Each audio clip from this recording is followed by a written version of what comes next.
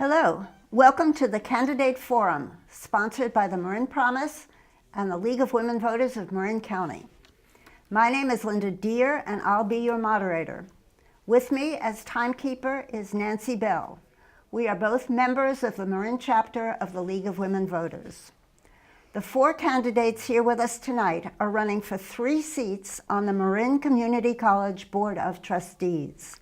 They are Diana Conti, Suzanne Brown-Crow, George Rothbart, and Wandine Trainer.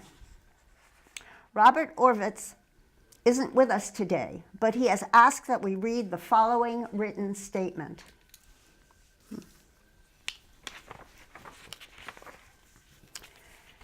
Having taught political science at COM for a decade until recently, I know its persistent problems firsthand. Enrollment continues dropping. The faculty shrinks while upper management is bloated.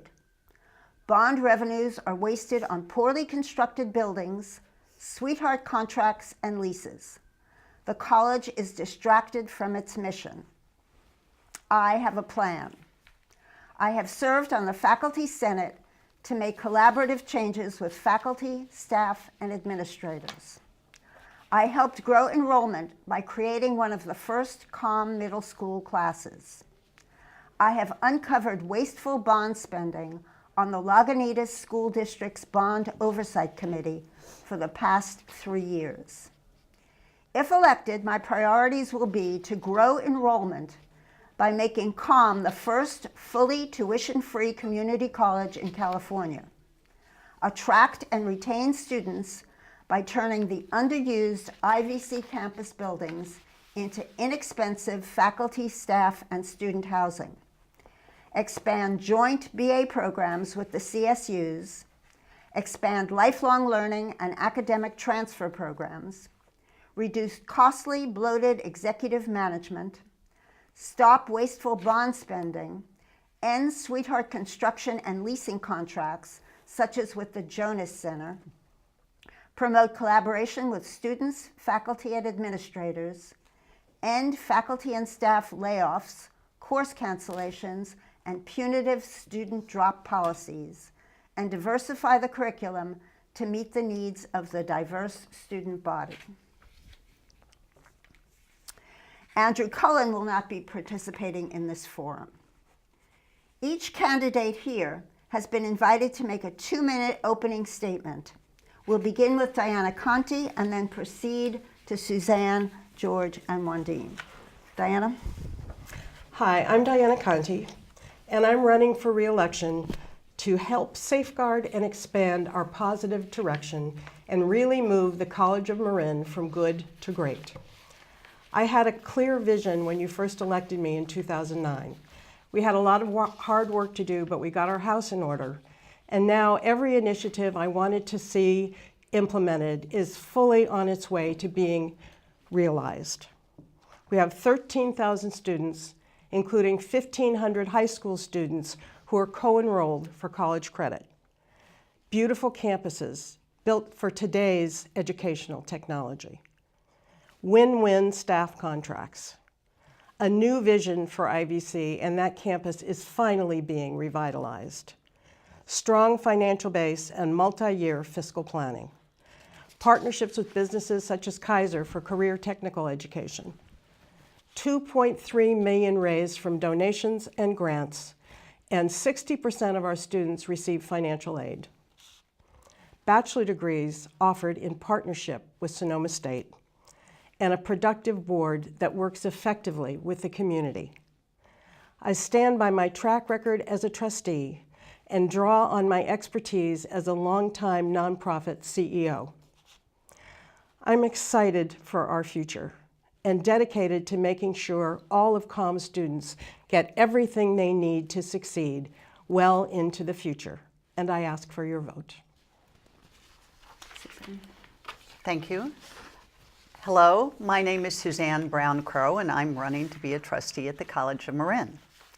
Friends are often asking me, why are you running for the College Board? And I have to admit, I did not see it happening myself.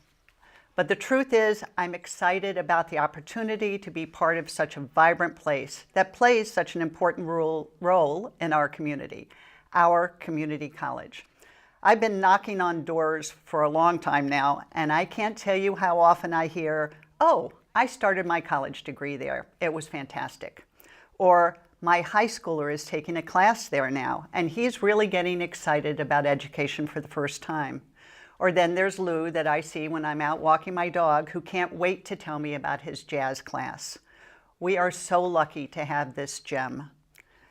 The times are changing. Students used to come to college for degrees only, but now they also come to learn new skills or to get new education in order to re-enter the job market or in order to get a new job when their job has been downsized or automated out of existence. This huge shift impacts how colleges must plan for the education necessary to keep up with the job market, the formats in which to offer courses, or how they accommodate students with families and jobs. The College of Marin is smaller and more flexible than four-year institutions. It is in a great position to respond to our rapidly changing world. But our college's best advantage is the connections it has developed to the community, to local employers who will need employees in new and different positions with new and different skills. The college has become a genuine partner with our community, our employers, our feeder school districts. So it's our responsibility to ensure our college successfully prepares for the amazing future ahead. I've been described as fearlessly optimistic, and I know I am optimistic about the future of the College Board. Thank you. Thank you. George?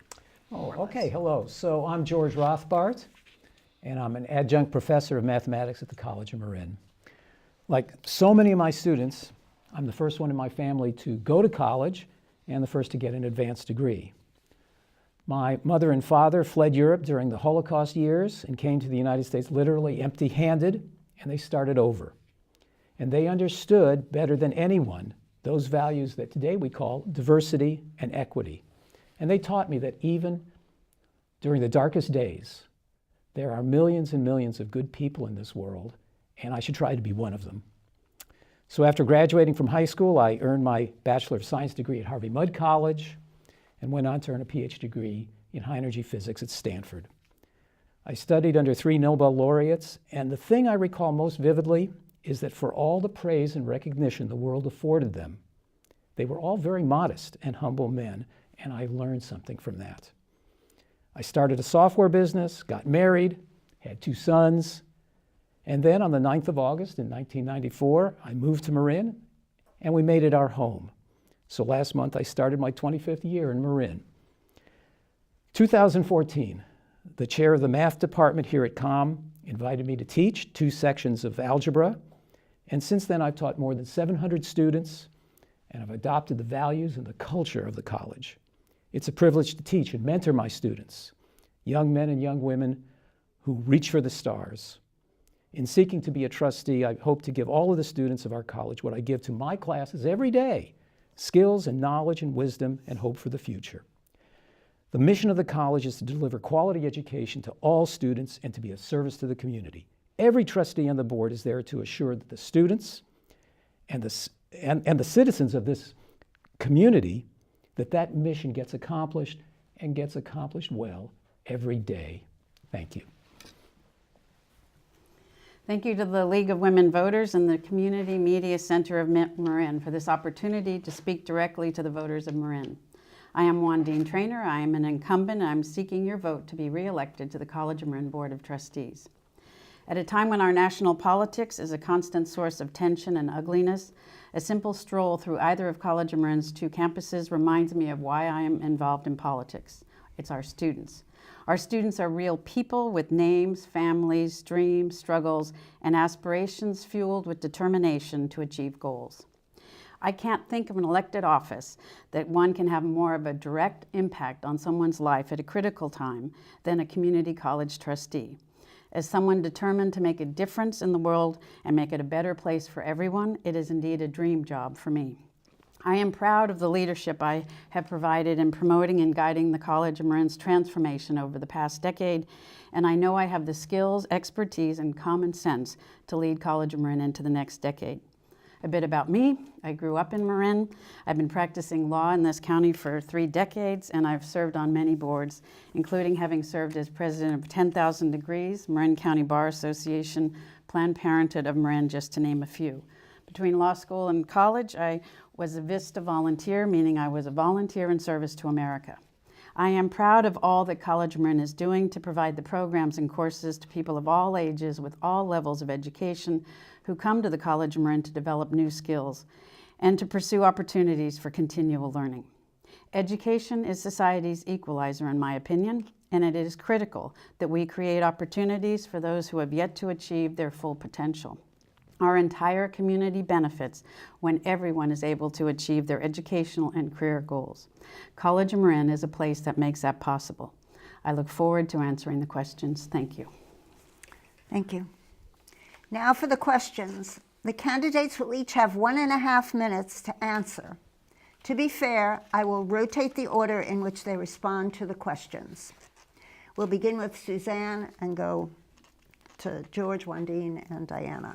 The first question: what, in your view, should be the highest priority issues for the board to address in the near future? Suzanne. The highest priority at this particular moment is the reorganization, the new priorities of the new strategic plan. The college is currently in a wonderful position in terms of its finances. They have no long-term debt other than the bonds. The bond issues have been passed, allowing the college to revitalize both campuses to make them ready for the 21st century. But the colleges serves so many different communities. It serves the English as second language students. It has the high school students, the college credit students, and the continuing education students. So they need, with the new strategic plan, to figure out how to balance these different demands on the faculty and the space that they have. I think that they've started on this process wonderfully. I think the key to finishing it off in a way that the community can respond to is encouraging as much community input as possible, reaching out to different parts of the community to hear what they want and need from our community college. Thank you. Thank you. George?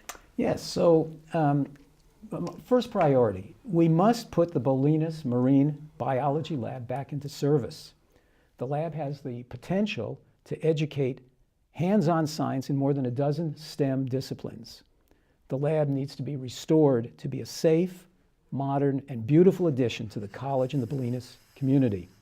The lab will attract enrollment, visitors from other academic institutions, K-12 field trips, and of course the public. The lab can be one of the highlights of the West Marin community and the pride of the college. It's time to make it a priority. Second, the high cost of living in Marin makes it difficult to attract quality faculty to our college, especially the entry level. The Indian Valley campus sits on 333 acres, 10% of which is developed. Why not consider a faculty village, a 10-acre, well-designed, environmentally friendly cluster of 30 to 45 modest townhouse units offered at cost for 3 years to new full-time faculty entering on the lowest faculty step. Faculty would then be able to save to purchase permanent housing in Marin neighborhoods. And third, the college must continue to offer and expand curricula and courses that satisfy our students' craving for substance. Santa Rosa JC offered 2,800 courses this last semester. COM offers about 1,200 courses on and off throughout the year. And students will tell you, if the course they want is offered at Santa Rosa and not COM, they'll head north. We have to fix it. Thank you. Wandine? Thank you. I think the first priority is, of course, our educational master plan. It drives everything else that we do, and we are in the beginning stages of a new educational master plan. And it is going to be for a 6-year period of time, and it's an exciting time for the board and for the district as a whole. It's going to be focused on student success as well as being sure that we're responsive to the needs of the community. Another responsibility that I think is a high priority is our fiscal stewardship. And the College of Marin Board of Trustees has been an outstanding leader in the state relative to fiscal management. We have AAA bond rating for our bonds, and we've been doing long-term budget planning for several years that has been able to forecast for us some of the more difficult and challenging years, which we have provided responses to. I think a board's role and a high priority is to be visionary, to be forward-thinking, and to be true community connectors. And I think that in terms of what I hope to do and continue to do, and I believe I have done in my terms on the board, is to be a true community connector. And I think that's an example of what the board can do by connecting with businesses and with the K-12 and the people that are involved in the high schools, that we are much more present today and engaged and involved. And I think that's due to the leadership that we have at the College of Marin as well as the Board of Trustees. Thank you. Diana? Well, first I'll say kind of ditto to what everyone else has said. We have to maintain our positive direction and all of the stability that we've gained and build on all of those initiatives. But I'd like to highlight 3 main things. One is that we need to continue to respond to the changing demographics. We have more low-income students. We now have 46% of our students are students of color. And we have a housing economy that's making it very difficult for our faculty and our staff to be able to live in Marin County. So we need to continue and expand the support systems that we have for low-income students, including 60% that get fee waivers so they don't pay any fees. We have the zero textbook cost program, the Calm Cupboard program that gives food. We have free bus passes and a variety of other programs for that. And I think we need to we're about to get a feasibility study soon that is going to take a look at employee housing at IVC. Down the road, we need to look at student housing at IVC and other places, and we need to move on that. We need to build our partnerships with local businesses so our CTE classes are sure to get students straight into good-paying jobs. And we need to finish the full revitalization of the Indian Valley campus. Thank you. All right, the next question, we're going to begin with George. The question is, what steps would you recommend for the college to remain responsive to the needs of the community? Okay, so I think what I'd like to talk about is, from my discussion with people on the street and with students, my own and others, and from what we've learned from the other forums, the community is concerned about the enrollment at the college. So COM is in the 19th percentile of enrollment. 4 out of 5 community colleges have a greater enrollment. And you might think, well, the explanation is that Marin is just a tiny county, sparsely populated. Actually, the population of Marin is in the 55th percentile of the 58 counties in California. Marin is pretty close to the median in size. But you see, the enrollment is way below the median. So clearly, the college is operating way below its capacity. And if you just peek into any classroom, the chances are you'll see plenty of empty seats. And this should not be. But there's plenty of hope. Course offerings need to be competitive with other colleges, and we mentioned that. Online course offerings are popular, and students do well in them. I know I authored the first online statistics course at COM. COM has a good start with online courses. 6% of its courses are online. But only 1 in 6 students takes an online course. The national average is 1 in 3 students. We can fix that. If all faculty were encouraged to or required to teach a third of their courses online, COM would come up to the national average, and students will come. Thank you. I think to remain responsive to the community is to be an ambassador to the community. And I think that I mentioned the strategic planning process that we're going through in the next month. We are going to be having at least 2 forums in the community to get the community's input on the preliminary stages of our strategic planning process. And we have, continuing throughout the bond work that we have done, had forums similar about the progress and the plans that we have for our bond projects. So I think that we do try to create the forums for engagement with the community.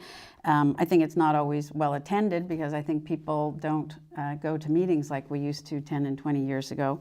But we are constantly upgrading our website as well to make sure that the community is able to get their questions answered if there are questions related to it. And that was something that the board felt was very important as external communication.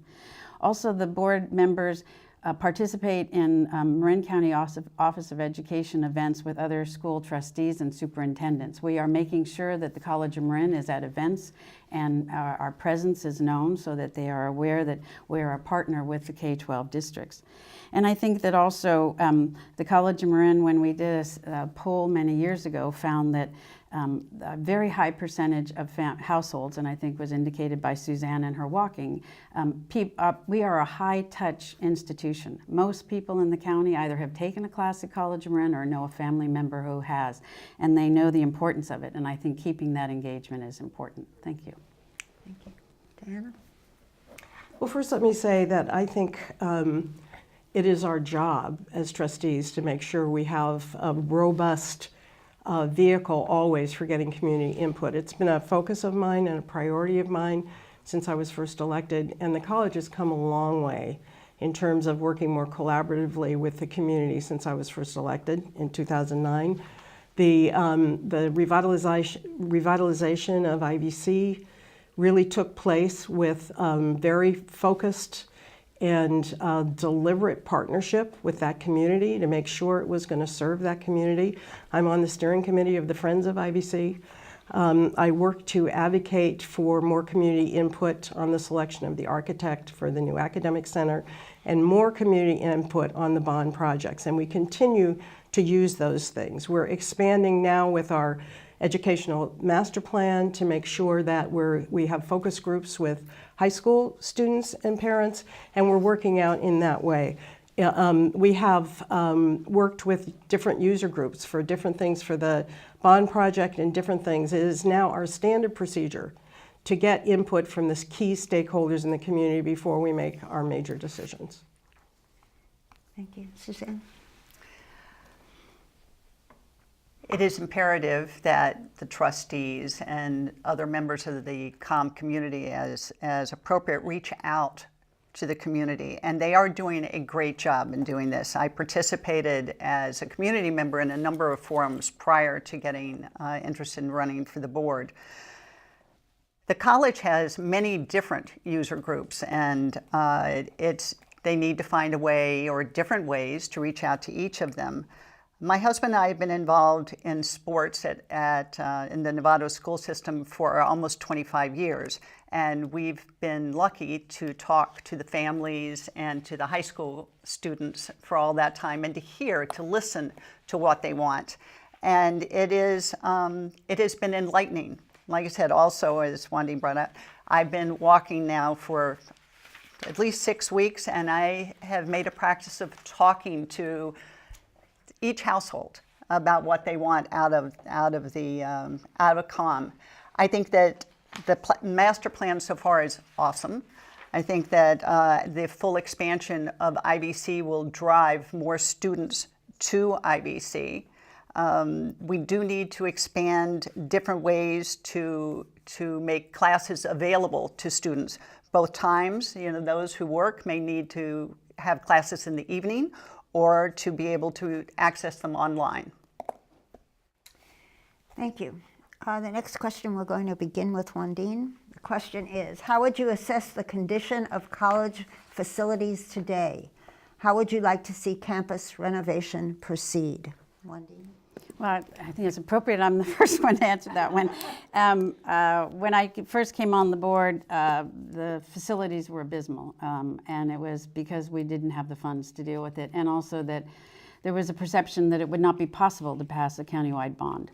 And as a new person on the board, I respected the wisdom of my other board members until I finally said, tell me that when we fail, but not before we try. And we were able to do some of the polling that I mentioned earlier, and we found out that we did have a high touch within each household, and that it was an important institution for the entire county. And with that support, we did go out for our first bond in 2004, which was successful, and we went out again for our second bond in 2016. And we have proven that we are trustworthy in the funds of the taxpayers. We saved $22 million to the taxpayers in refinancing our prior bond. And we're vigilant in making sure that we're responsible relative to what we are doing there with the bond funds. The facilities themselves, I remember dreaming about spaces that could be outside for learning, where if you go to our science, math, nursing at our Kenfield campus, and you see an entire different corners of the outside of the building where learning can go on. And we have so many new things and new equipment that really was necessary in order to meet the needs, and our auto tech to be able to shift to computer testing instead of the old systems that we had. And thank you. Thanks. Diana? Well, the campuses are a night and day difference from when I first ran for the board. It used to look like a place of last resort. Now it looks like an institute of higher learning. And it looks like what it really is, a hub of kind of intellectual pursuits for the community as well. I really want to thank Wandine and the other trustees who had the vision and the courage to pass the first bond. It's made a huge difference. I'm proud of our buildings. They're equipped for modern technology. They're LEED certified. They're all very environmentally sound, and they're really good for students. We have more work to do at the IVC campus, but if you see the renderings, it's going to be beautiful. It's also bringing people onto that campus, so we'll have the aquatic swim center. People are very excited about that. And we'll have the Jonas Community Center that's done in partnership with Novato Rotary. Again, a very good example of community partnership and public-private partnership. And I am proud to have worked with Wandine on helping the bond get passed for the second bond, which passed with 64.5% of the vote. So we really appreciate the confidence of the taxpayers in helping us finish the revitalization of this campus. And we've been very proactive at making sure that these buildings will be maintained well into the future. Thank you. Thank you. I think that the community owes a real debt of gratitude to the board and their foresight in developing what has happened at both campuses. I moved to Novato in 1986, and at that time IVC was a place where you weren't sure you wanted to go in the evening, and the buildings were having some problems, and that is no longer the case. Let me start with first Kenfield. When you walk on the Kenfield campus now, you want your kids to go there. It is, as Diane brought up, it has the feel of an institute of higher learning. There is the educational sort of aura about the place that speaks volumes. And I said, and that is wonderful because the community put great faith in the board when they passed these bonds. It was a declaration of their desire to have these institutes here in Marin. IVC's vision is awesome. The new aquatic center will bring many more students there, as well as the Jonas Center with its adjacent commercial kitchen so that students can learn more about hospitality training. And the virtual reality center that they'll have there that allows students to do welding without actually using the equipment. There's just been a lot of planning that is well panning out. Thank you. George? Yeah, I'd like to join in this conversation. Being a professor, I teach there, and I can tell you the buildings are marvelous. It's a wonderful experience to walk into a classroom that's clean, properly equipped and lighted, and has all the technical equipment, and the students can be comfortable and focus on the lecture. It's really great. If you go to other campuses, you'll see the buildings are shabby, the grounds are not well maintained, not the same like at COM. It's really a place to be proud of. But I also want to talk about this concept of Measure B and Measure C. They represent a colossal sum of money. And anytime large amounts of money are involved, there's the possibility of large mistakes. And the Fine Arts Building is a good example of a big mistake leading to extremely complex, impenetrable, and very expensive litigation. Consider the malpractice case that we're going through now. Parties to the case are the college as the plaintiff, 2 law firms, the architect, and 2 or 3 contractors. By the time they're done, there's going to be 5 or 6 different complaints, cross complaints, and all the appeals.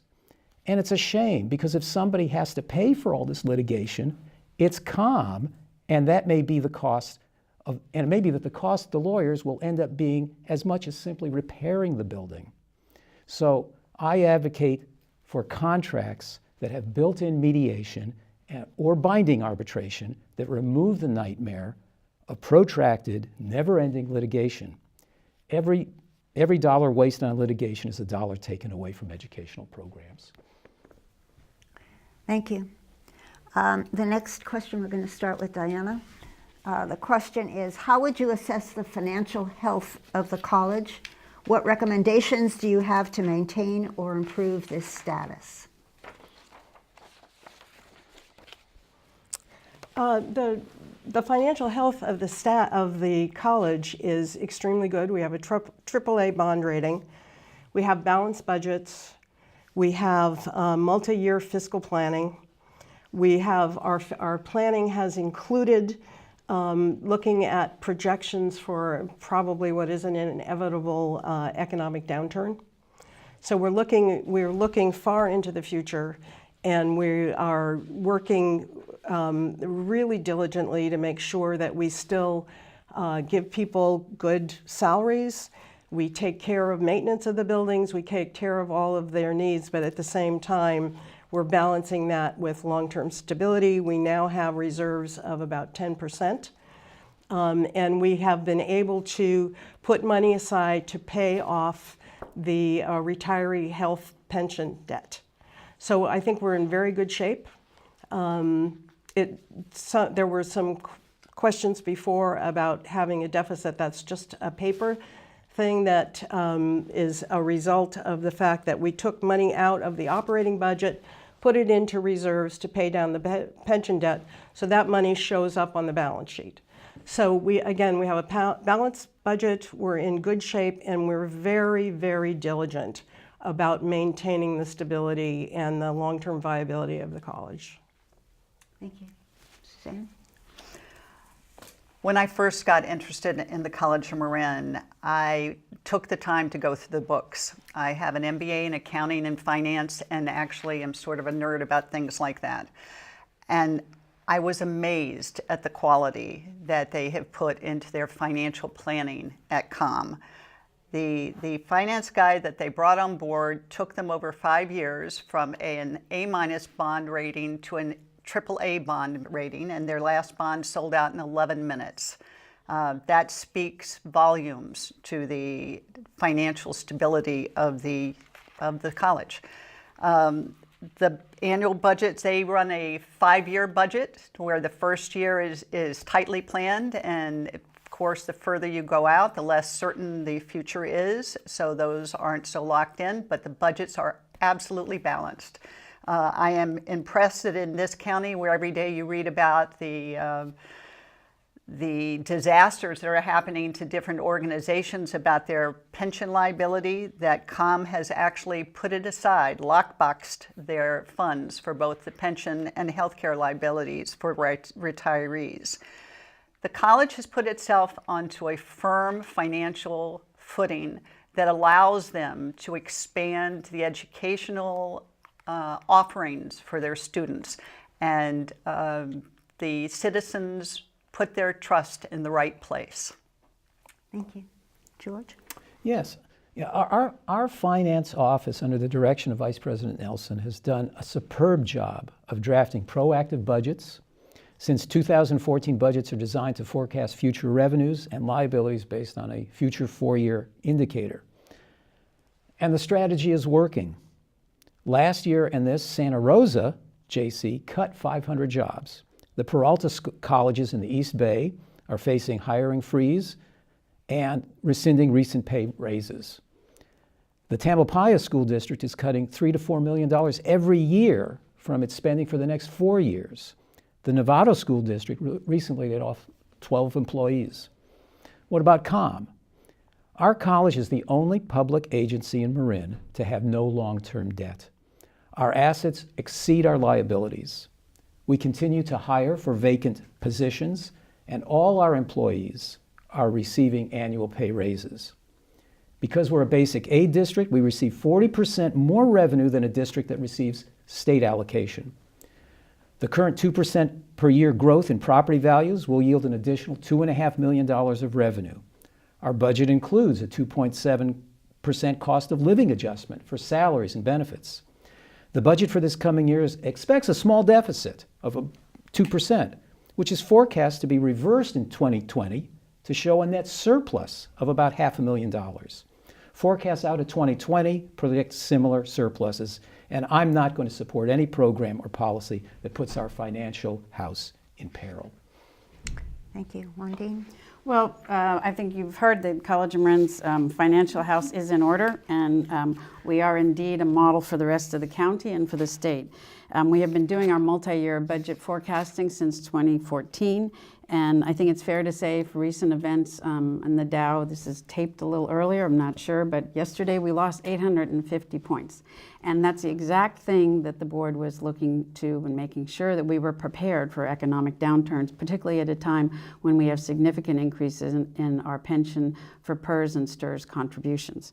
The board has been fiscal and planning for the future in terms of we also paid off, as has been mentioned, our health benefits for retirees, and we have segregated funds in the amount of so far $4.1 million to address our future liabilities for pension obligations.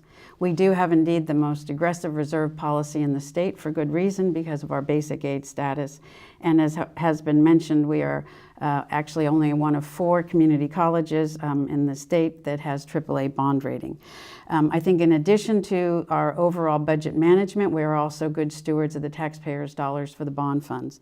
And in fact, we have been very rigorous in our review, and contrary to some other claims relative to the Fine Arts Building, the board was extremely prudent in how that has been managed, and I am proud of what we have done in that particular situation.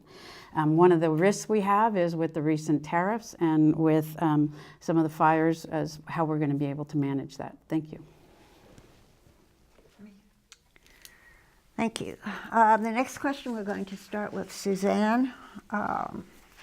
What specific recommendations do you have for recruiting and retaining quality professors?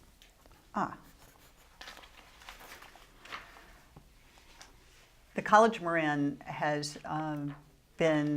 shown great foresight in the hiring of their professors. Mostly by that I mean the contract that they put in place pays them well and gets benefits in return. As Diana said, it is a win-win-win contract. And the professors that we have at College of Marin are a treasure. They are the face of the college, and their courses are held in high regard. The biggest problem that we have in Marin, as with every school district also in Marin, is the cost of living. It is very few professionals can live on one salary for a household anymore. So specifically what we need to look at is housing, finding some sort of housing to help professors to live close to work. As pointed out, IBC has a lot of land, and while we want to leave most of that land beautiful and open, there are definitely pockets where we could put housing. It's argued whether that, and the housing should be not only for professors, but for all staff, because the college does not operate on professors alone. Professors are the face of the classroom, but they need a lot of support in order to be there. So I would support housing that feeds both campuses, and think that there can be ways we can find that. Thank you. Thank you. George? Yeah. So I think we remember our professors. If you think back on it, we don't really remember the administrators. We don't remember the trustees. We remember our professors. And quality education can only happen when we have a quality faculty. I take courses at the college, and I can tell you the faculty is just superb. It's just the best. But the cost of living makes it difficult to attract quality faculty to the college, especially at the entry level. We know that 50% of our faculty commute from outside Marin. The Indian Valley campus of the college, as I mentioned, has 333 acres, 90% of which are undeveloped. This suggests the possibility of short-term subsidized housing for new full-time faculty. The college currently brings on 25 new professors annually. Half of these do not have the resources to purchase or rent housing in Marin. By building a 10-acre faculty village at IVC consisting of 35, 36, 40 one-bedroom and two-bedroom townhomes, and making these homes available on a cost basis to new faculty for a period of 3 years, new young faculty will have an affordable option to live in Marin, work on campus, and to save for future purchases of housing. And then we can talk about how the college would fund this and so forth, but the rent itself would then become income for the college.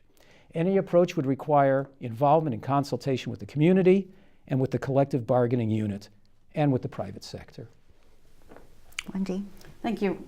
In terms of recruiting, I think we have to look at the challenges of the high cost of housing. That's one factor, but we also have to look at equity and making sure that our faculty represents the diversity of the students that are attending College of Marin. And that's a commitment that I think is important, and it will create a learning environment that will be more beneficial. I think one of the ways that we recruit is we pay well, and we have good benefits. And one of the key factors, I think, in retaining quality professors is the fact that we are one of the very few remaining community colleges that allow their faculty to have sabbaticals. And sabbaticals create an opportunity for invigorating the brain, for learning new things, and to come back renewed as a faculty member, better able to teach the students and perhaps in better mode and understanding how students are learning. So we encourage that and we support that. And I think also we have to look at it's not just the professors that make a student successful. It takes the counselor, it takes the individuals that are staffing the admissions, that help them with their signing up for classes. It's a total package, and we have a responsibility, the board does, in recruiting and retaining good people to come to work at the College of Marin in order for our students to succeed. Thank you. Thank you. Diana? Well, first of all, I think we always acknowledge that we main priority is to really give the credit that's due to our excellent faculty and our excellent staff at all levels. It takes all of that to make the college as viable as it is and as exciting as it is these days. So we actually really bend over backwards to make sure that our faculty and staff have the best working conditions that we can provide. The UPM has stated that we have the best community college contract in the state, so we're happy about that. As we're recruiting new faculty, we are definitely looking at having greater diversity on the staff because it does really need to represent the students that we're now serving. And housing is a big piece of this. So the IVC campus has the ability for housing. A lot of it is steep hillside and really not buildable, but we do have room for that. I do believe it needs to be faculty and staff housing. And I also know that a lot of faculty are going to be retiring in the next 5 years, so we need to be able to make sure we have housing for the young families that are going to be moving in and taking these jobs in the future. Thank you. The next question, we're going to begin with George. The question is, how might the college build a more diverse student and faculty population? Yes. Well, the college certainly supports diversity. I know from my own classes we have a huge range of students from different ethnic backgrounds, different cultural backgrounds, language backgrounds, economic backgrounds, and we support them. And we support them in a variety of ways. Certainly in the classroom, we also have the services that are available for students who aren't always fully prepared to teaching math. Not everyone is fully prepared to take a math course, even though they place in. And so we as professors, we prepare ourselves to dedicate a lot of our time to student populations that need assistance and need tutoring and need that special attention. You know, this concept of equity is very important. It doesn't mean equality of opportunity. It means equality of results. And that's what we're really looking for, is that when students leave our college, they are all equally prepared to enter a four-year institution and do well. So it's up to the college to make that happen through its various programs, such the tutoring program and EOPS and many of these other programs. And we all work together to make sure students are brought to that level. Thank you. Wendy? In two parts. So obviously, there's the student part, and we are blessed with tremendous diversity of our student population, and I think it speaks to our success. We have wonderful partnerships with leaders of color in the county, and we also have both the Emoje and the Puente programs that are specific learning cohorts for students of color. And I think that's an important piece of what we need to do to not only we have the diversity in our student population, we're almost a majority-minority institution, and as a result we are responsive and we are aware of, and we keep that issue at the forefront of the board and the administration's mind as we look at all issues and all policies that can improve the diversity of both our faculty and staff. We have participated in the University of Southern California has an advanced program relative to the diversity of hiring of faculty, and our staff has participated in that program and will continue to do so. In that, we have learned that just the traditional resume interview process does not necessarily provide for equality and diversity. And in fact, if we look to change different ways that we actually interview faculty, we will find that we in fact have more diverse faculty. Our method of hiring is a collective process, and peers do participate in that, but the board can set policy about the importance of making sure that we provide open doorways to all people that come and want to be teaching at the College of Marin and working there as well. And I think our commitment around the USC program is just a start. Thank you. Diana? Well, again, 46% of our students are students of color. So that demographic is continuing to expand. We're working hard at addressing that. There's more work to do. We also have our very robust ESL classes, and we do have many programs that are in place to help those students. So we have, as was mentioned, the Puente program, the Emoje programs. We also have the Compass program, which takes high school freshmen, take them from freshman year to senior year. It's for low income, first generation, and a lot of immigrant students. And we give them additional support systems, and they're getting some college credit all the way through. And then by the time after they graduate, they get their first year at the College of Marin for free, thanks to a grant from the Marin Community Foundation. So we need to continue to do what we're doing to be very responsive in terms of our new hires so that we have more diversity on the staff. We need to continue and expand our support programs and our financial aid programs, and always to stay on top of ongoing training for all the staff so that we stay culturally relevant. Thank you. As stated, the College of Marin has done a fairly good job to date with their student body, having 46% students of color. It might, in the future, we need to find some more outreach to try to get to these. It might be a good idea to engage the students that we already have and interview them and ask how their friends, how we can get their community to look at the College of Marin as an option. The ESL classes are perfect in that regard because this is where parts of our community need help in order to better their standard of living, and the ESL classes are well received.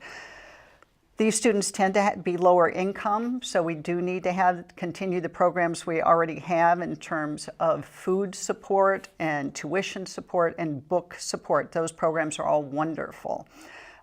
Just to skip for a moment, the hiring process needs to take into consideration the diversity of the professorship, so that we have, so we're sure that going forward we have a faculty that reflects the community that it comes from. Also, if the community at whole, the staff and the faculty reflect the community, then students who come to the campus feel more welcome, feel more a part already. That's it. Thank you. Thank you. The next question, we're going to start with Wandine. It's a related question. The college has built partnerships with community organizations. Has this worked out well, and how might these partnerships be enhanced in the future? That's fun. Thank you. Well, I think there was mention of the Jonas Center at the IVC campus, and I think that's an example of an excellent public-private partnership.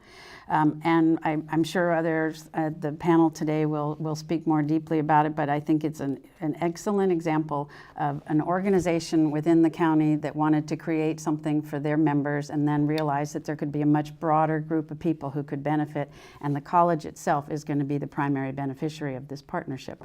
And I think that we're always looking for those opportunities, and I think that our Indian Valley Organic Farm is another example of partnerships that have created tremendous opportunities with the work we're doing with the Cultural Conservancy, that we did with the Conservation Corps of the North Bay, and also with the UC Master Gardeners.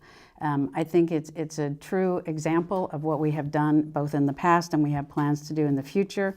Another example was our simulation lab for the nursing program. It was so successful that Kaiser and Sutter and all the different partners that we had there actually went out and got their own simulation computer doll so that they could do it themselves. We have been at the forefront of many of the issues through partnerships that we have been able to achieve great success for programmatically, and also the buildings themselves, and we are constantly looking for those opportunities because indeed our funding source is very limited and it's very finite, and we need to be looking at these types of opportunities for our students. Thank you. Diana? Well, I think partnerships are good for the college, good for the community, and a great resource for us. There's basic aid where we have a better financial position because we're in basic aid district, but it's not unlimited funding. So we have to be very clever and very diligent and very active in bringing in additional resources, and community partnerships are very good for that. They're also very good for making sure that we have really relevant programs and services. So as has been mentioned before, the organic farming and garden program.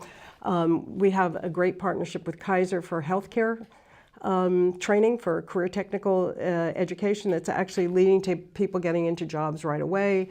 We're expanding a partnership for virtual reality programs and talking to other local employers about how we can do that more with career technical education and benefit from their training back and forth.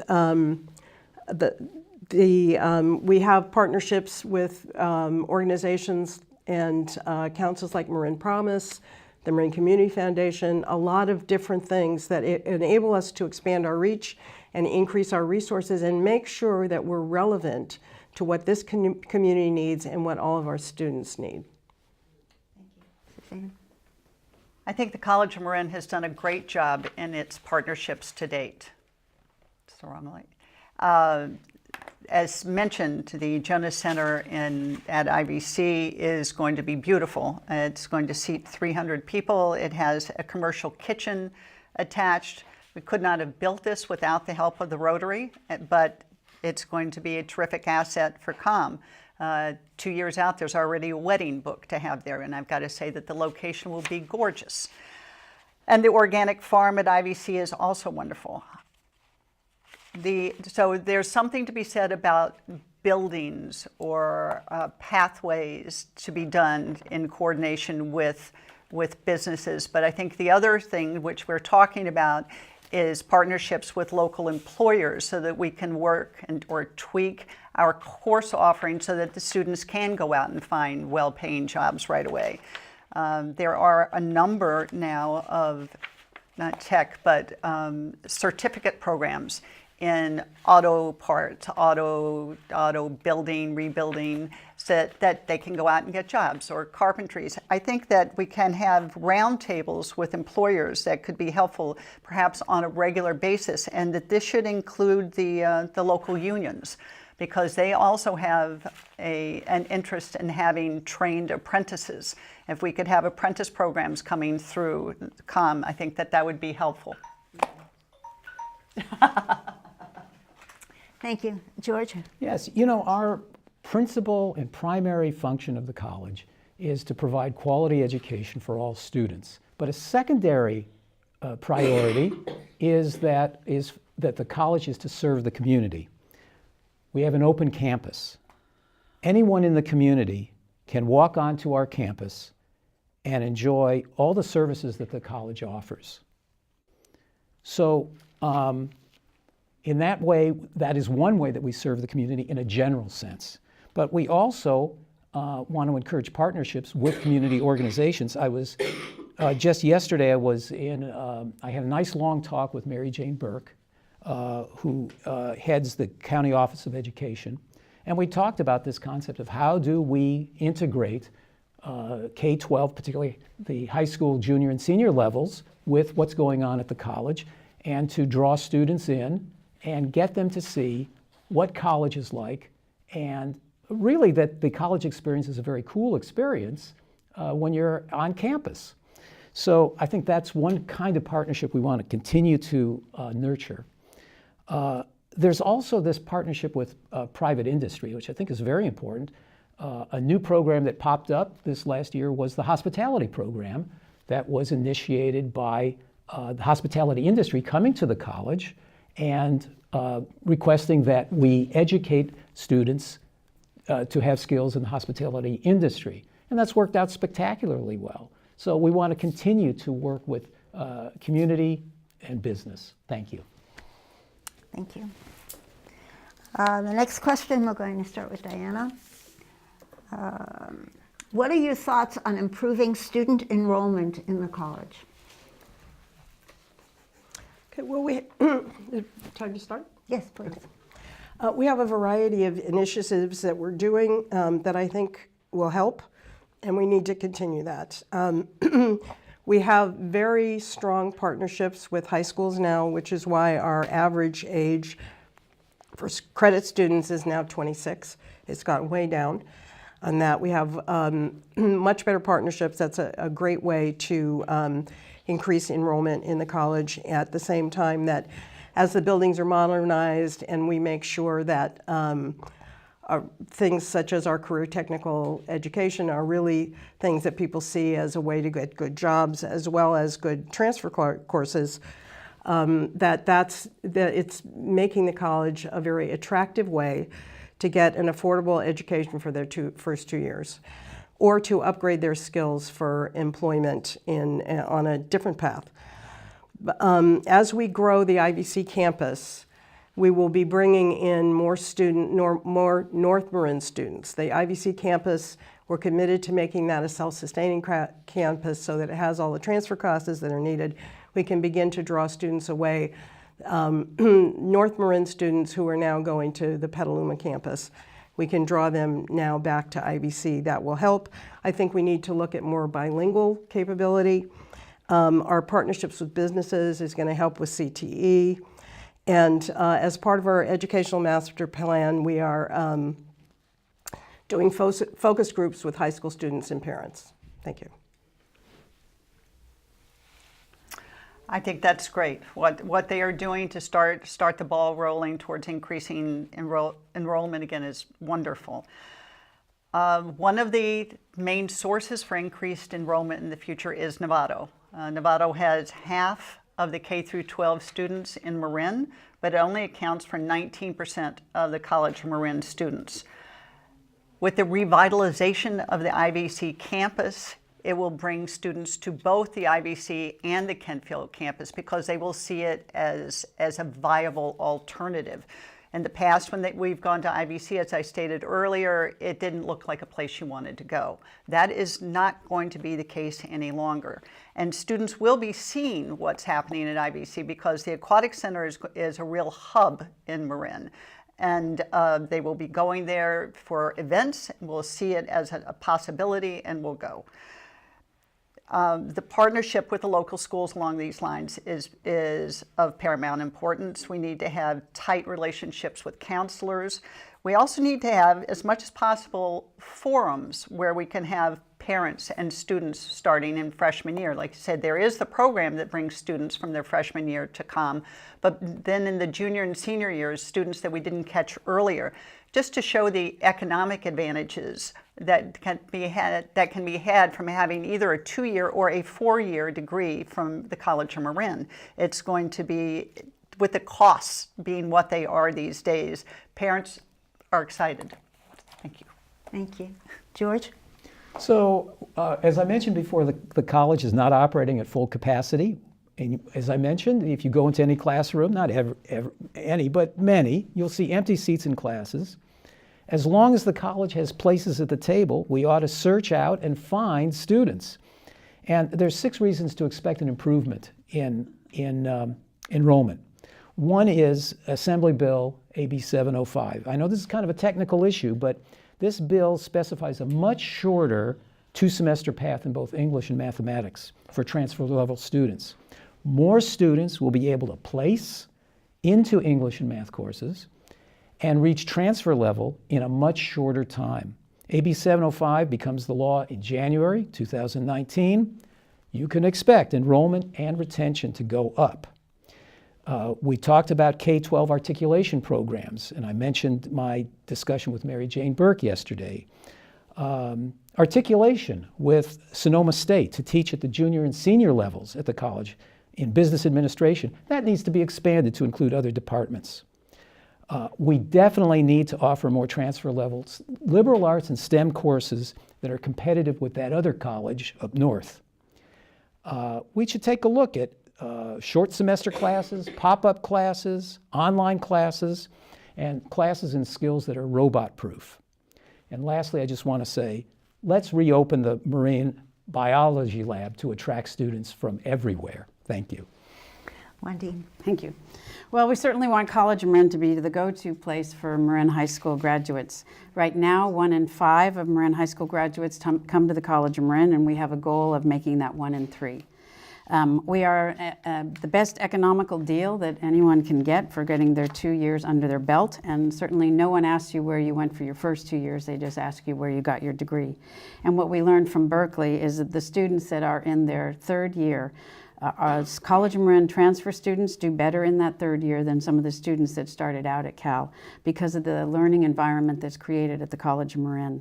We have small class sizes, we have classes being taught by people with PhDs, and we have a support system through our counseling and other advisory offerings that make it possible for many students to succeed because of that support. And that goes to also the issue of we want to be the go-to place, but indeed we are basic aid and we do not get any additional funding for additional students. And while I want to see the campus both campuses fully utilized, I also am cognizant of the fact that we have finite funds, and I want to make sure that we have the funds to provide the support that's needed for many of our students. And we have to be able to balance that, and we have to be honest about it as we talk about enrollment. Diana mentioned that the age is now 26, the average age of the student. When I first came on the board, it was in the young 30s. And so it's an indication that we have indeed increased, and I suspect with the current downturn, we may see more students coming here. Thank you. Thank you. The next question, we're going to begin with Suzanne. What is your plan to ensure that... No, what? It's her. I just She started. said Suzanne. Oh, I'm sorry. That's okay. What is my plan to? Okay. What is your plan to ensure that students and faculty have access to the latest technology? The latest bond measure went a long way to ensure that the latest technology was available. It did help with the funding for the virtual reality centers, which I think are going to be a great boon to the university. Like I said, when you look at some of the career training, it's costly to provide. I know my example, once again, is welding, but it costs a lot of money to teach kids how to weld. And when you have the technology of the virtual reality, they can practice a lot, and it doesn't cost anything anymore. With the new buildings going up, they are taking into consideration all the new wiring, the equipment that needs to go in to support. I think that's pretty much what we need to continue doing, to be cognizant all the time of the latest and greatest that helps with technology. Thank you. That we need to use our faculty in that regard to find out what they need to better support them in terms of technology. And that simply has to be a priority for the college going forth, and would be for me. Thank you. Thank you. George? Oh, there's so much going on with technology. It's fantastic at the college. We're experimenting with flipped classrooms. What's a flipped classroom? This is where students watch the lecture, a recorded lecture, at home. After they see the lecture at home, they come to class and they do their homework in the classroom while the professor walks around and interacts with the students, or they interact in groups. It's called a flipped classroom. We're experimenting with it. Of course, there's online courses, and we've talked about that. Students do much better with online courses because they can watch the lecture and rewind it, watch it again, and take a look at other resources that are available, including homework assignments are online and so forth. One of the things I've experimented with are clickers. Clickers are these, you can either use the mobile device clickers, or you can hand out the little pads to the students, and you can put up quiz questions and have the students respond by clicking rather than by raising their hand. So they click the answer, and then you see a histogram of how the class did. It's a great way to teach. It's really great.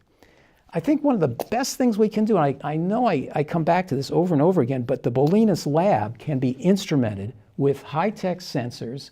Imagine a submersible drone that actually goes out into the lagoon and observes the aquatic life in the lagoon, where that can be viewed at home by the students.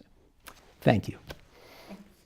Wendy? Our Measure C bond actually had $10 million in it specifically for technology, and the technology improvements have been embedded in our more recent bond. Not too long ago, I took a class at the College of Marin, and I was reminded of what the technology used to be like, and it was overhead projectors. And you see what we have in the smart classrooms that we've been able to build, and it totally facilitates the learning. And some of the things that George just said, you know, we have the technology to do the clickers. We are looking at how to be the most effective in our learning modems. But I also think that we have been responsible in looking at maybe it's not so smart to buy all the technology, and that we have been looking at the opportunities relative to leasing and how we can do things in a more creative way and use the web and the cloud in more creative ways so that we save money. And I think we're being fiscally prudent in how we are approaching the technology, and we are mindful of the ever-changing technology. So I think that we are improving our learning through it, and I also think one of our great opportunities is coming up as we are designing the new learning resource building at the Kentfield campus, and we expect that to be a place where people go to convene, also a place where people will be able to do their research on the computers, and it will be a much more modern facility for our students learning and meeting their needs. Thank you. Thank you. Diana? Well, first of all, I think it's enormously important that this is something we stay on top of. You know, the world is advancing technologically very quickly, and in order to do anything that our students need in life, not the least of which is their employment, we need to be able to have that available to them. We now have buildings that allow us to move into this kind of technology. We have increased our online classes from 50 classes to 100 classes. And we've also been working with faculty on making sure that the online approach is different than the in-classroom approach at times, and making sure that it's one that's working best for the students. I think we need to continue. This is also something that's being taken up with focus groups and and very diligent study in the educational master plan that's being developed now.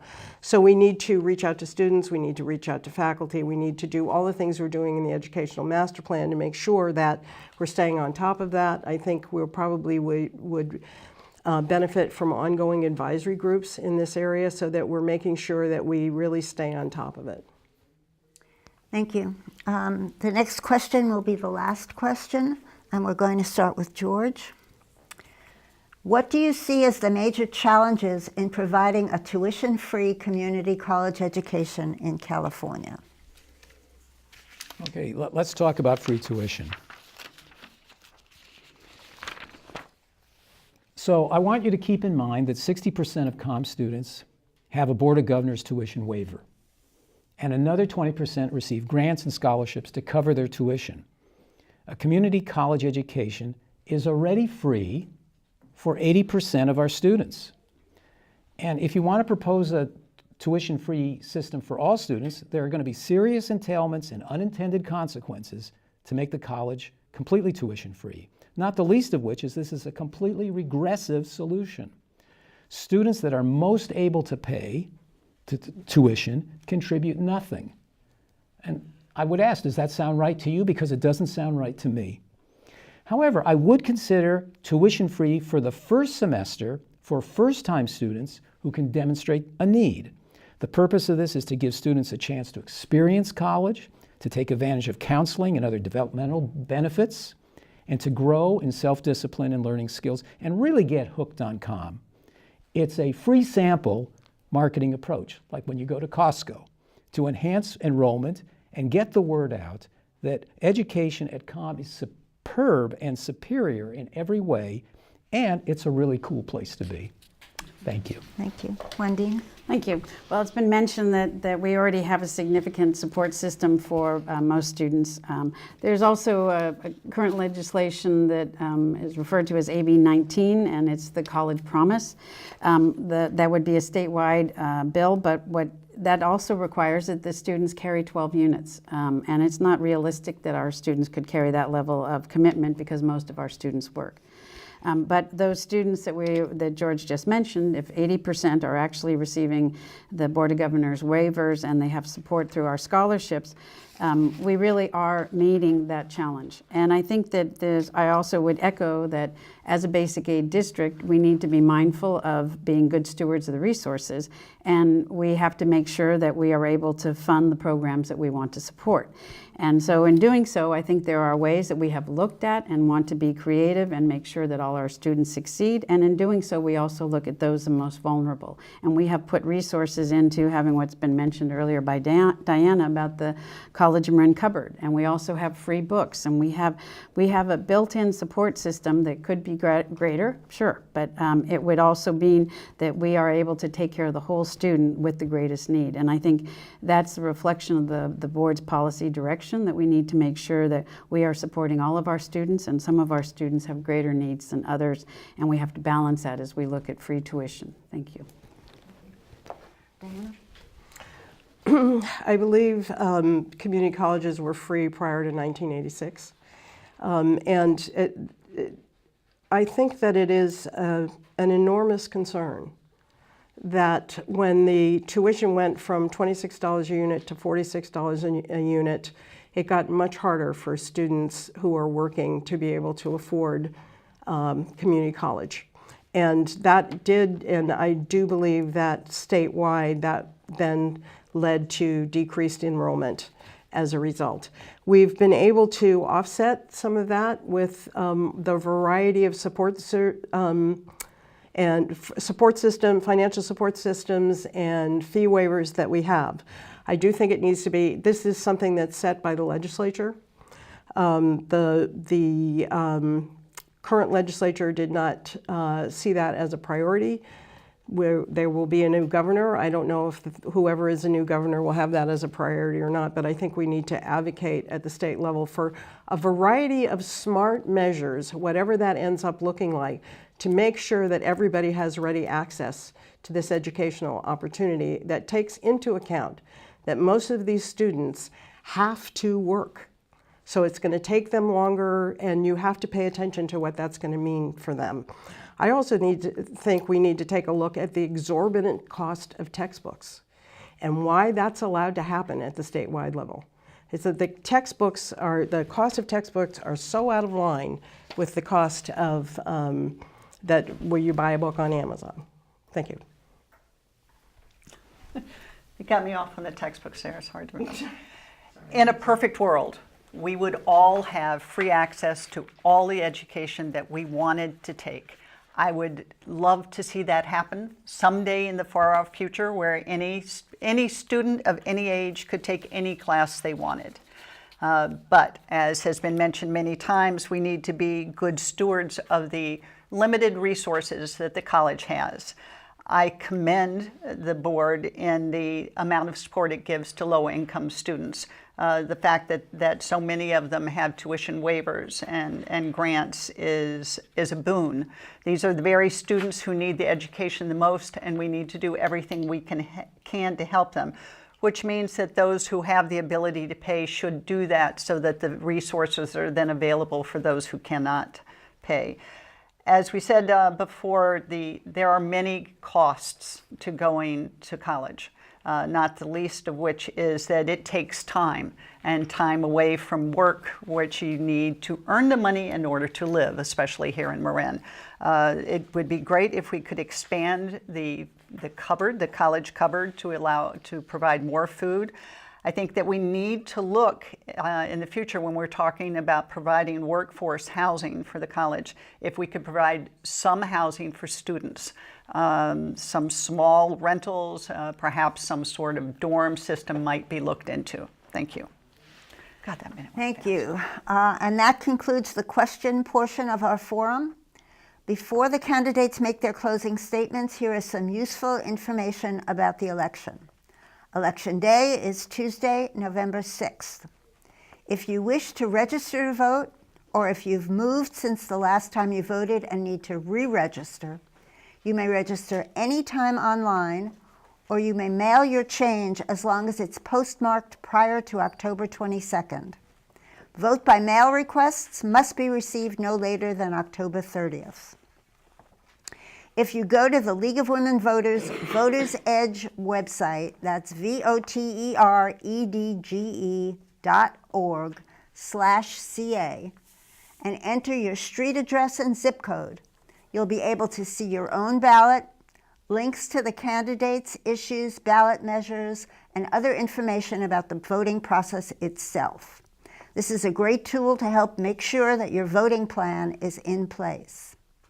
And now each candidate will make a closing statement of 2 minutes. We'll start with Wandine.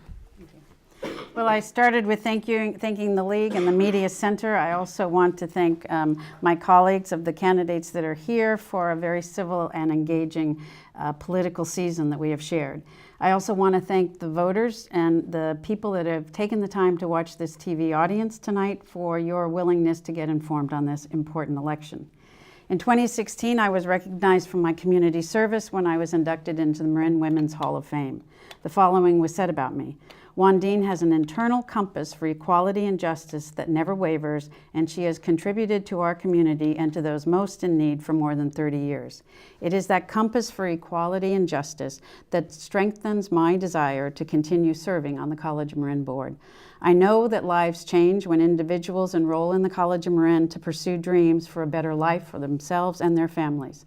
I ask for your vote, and I ask that you tell your friends and family to vote for me as well. I want to keep serving on the College of Marin board to ensure that College of Marin continues to be that beacon of hope, that trusted place where people come to learn and lives change. I am honored to have the endorsement of the Marin Independent Journal, Congressman Jared Huffman, Mary Jane Burke, Superintendent of Schools, the Marin Democratic Party, both the North Bay Labor and Leadership Councils, and many more civic and community leaders are endorsing my campaign. For a complete list of the organizations and my issues in this campaign, please go to my website at www.trainerformarin.org. I thank you for this opportunity. I ask for your vote. Thank you. Diana?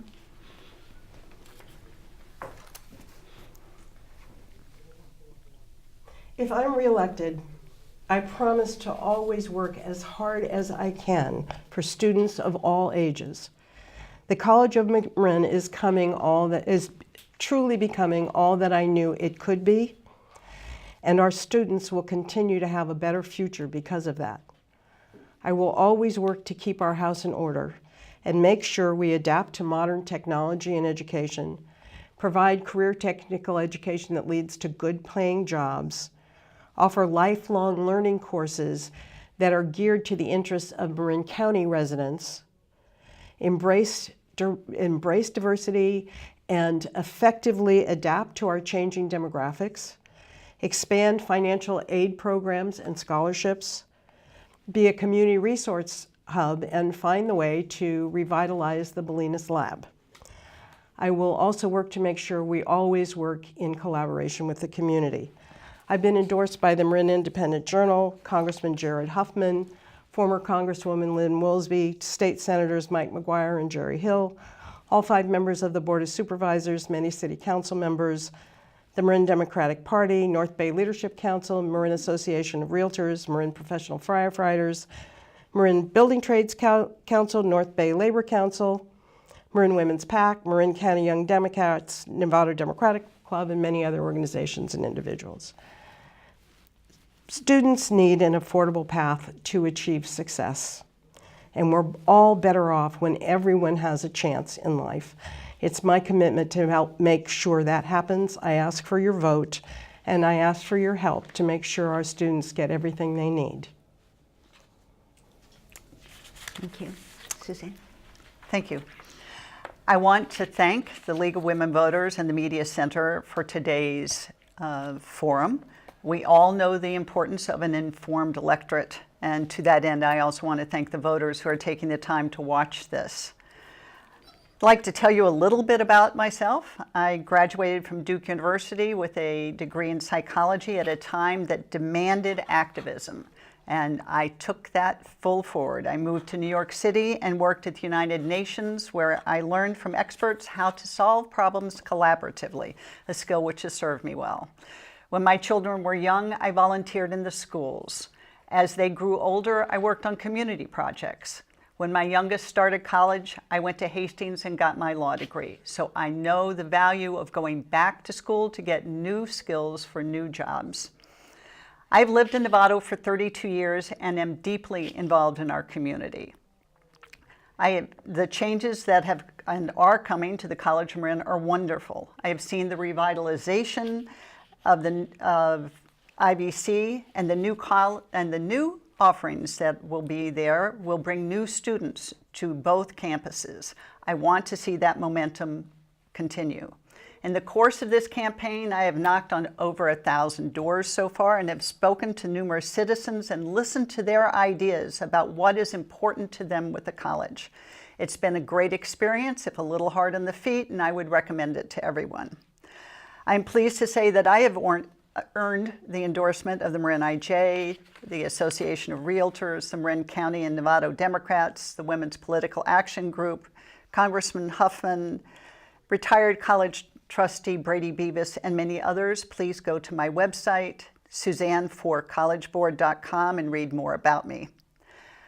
I thank you for your time, and I'm asking for your vote so I can be one of 7 voices on the Board of Trustees to help guide the college into the future.